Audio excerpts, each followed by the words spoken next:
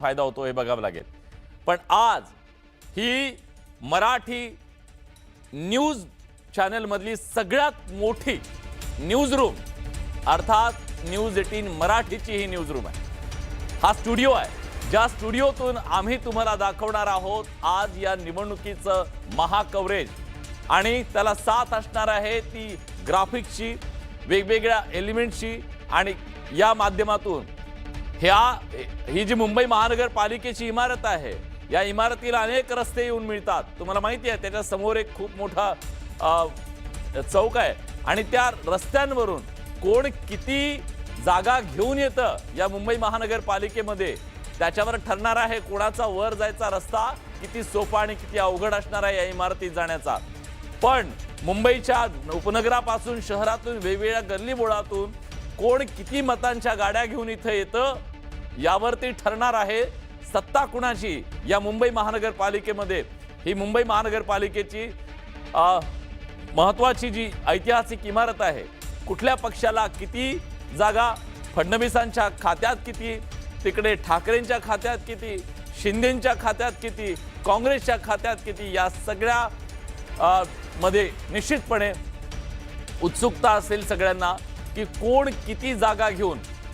राज ठाकरे सुद्धा आपलं इंजिन घेऊन जेव्हा येतील तेव्हा त्या इंजिनाला डबे किती असतील याची उत्सुकता सगळ्यांना असणार आहे आणि त्या डब्यांना मग काँग्रेसची किती साथ असेल हा सुद्धा अतिशय महत्त्वाचा मुद्दा असणार आहे। आणि हे सगळं ग्राफिक्सच्या माध्यमातून अतिशय रंजकरित्या आम्ही तुमच्यापर्यंत पोहोचवणार आहोत।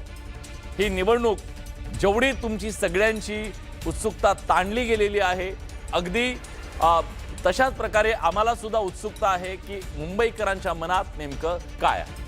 एक गोष्ट इथे लक्षात घेतली पाहिजे विलास सर की फक्त ही ठाकरे बंधूंच्या अस्तित्वाची लढाई नसून ही प्रत्येक पक्षाच्या अस्तित्वाची लढाई वाटते। कारण मुंबई महानगरपालिकेवर कोणत्या पक्षाचा झेंडा बसतोय त्यावरून ठरेल की मुंबईकरांचा जो काही कौल आहे तो कोणाकडे गेलाय, मुंबईकरांनी कोणत्या पक्षाला पसंती दिलेली आहे, ठाकरे बंधूंना पसंती दिली आहे की महायुतीला पसंती दिली आहे। काही वेळात आपल्याला हळूहळू मतपेट्या जेव्हा उघडतील कळेल। पण ग्राफिक्सच्या माध्यमातून आपण बघतोय कोणती गाडी किती मत घेऊन येते ते पाहणं आता अतिशय महत्त्वाचं आहे। फक्त न्यूज 18 मराठीवर अचूक निकाल आणि ग्राफिक्सच्या माध्यमातून अगदी सोप्या भाषेमध्ये आपण समजून घेणार आहोत की कुठला पक्ष किती जागा घेऊन पुढे जातोय आणि कुठल्या पक्षाला पिछाडीवर राहावं लागतंय। निश्चितच आणि या सगळ्यांमध्ये राजकीय समीकरणं बदलताना आपल्याला दिसतील या आकड्यांनुसार।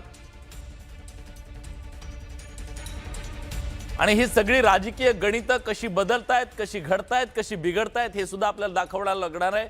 अंकांचं हे गणित असणार आहे अगदी महत्त्वाचं आहे। आणि त्यामध्ये देखील जर आपण मुंबईच्या जर मतांचा कौल लक्षात घेतला तर मुंबईकरांच्या मनात नेमकं काय चाललंय हे आपल्यापेक्षा जास्त चांगले जे रिपोर्टर आहेत ते सांगू शकतील आपल्याला। आपण थेट जाऊयात प्रणाली कापसे यांच्याकडे। प्रणाली, काय घडतंय शिवतीर्थवर, काय परिस्थिती आहे प्रणाली? राज्यातल्या 29 महानगरपालिकांचे निकाल आज लागणार आहे। त्यामुळे या सगळ्याच 29 महानगरपालिकेच्या संबंधित सगळेच नगरसेवक, सर्वसामान्य नागरिक यांच्यासाठी आजचा दिवस अत्यंत महत्त्वाचा आहे। मी सध्या मुंबईच्या दादर परिसरातला अँटोनिया डिसिल्वा हे जे एक मतमोजणी केंद्र आहे त्या केंद्रावर आहे।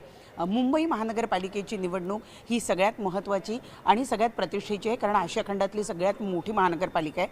त्याचबरोबर 74,000 कोटी एवढं मोठं बजेट असलेली महानगरपालिका आहे। त्यामुळे या महानगरपालिकेवर आपला झेंडा फडकावा ही प्रत्येक राजकीय पक्षांची इच्छा असते आणि म्हणूनच आपण बघितलं की इथला प्रचार असेल किंवा सगळ्या गोष्टी असतील या अगदी टिपेला पोहोचल्या होत्या। आत्ता आज होणारे मतमोजणी 10 वाजेपासून ही मतमोजणी सुरुवात होणार आहे आणि आत्ता मी जिथे आहे ही तुम्ही यंत्रणा पाहत आहात जी मतमोजणीसाठी तयार करण्यात आलेली आहे।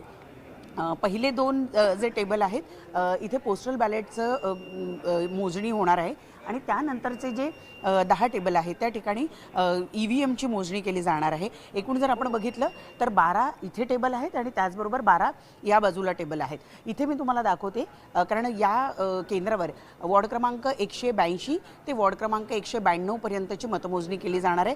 पहिल्यांदा मतमोजणी सुरू होणार आहे ती वॉर्ड क्रमांक 182 आणि वॉर्ड क्रमांक 183।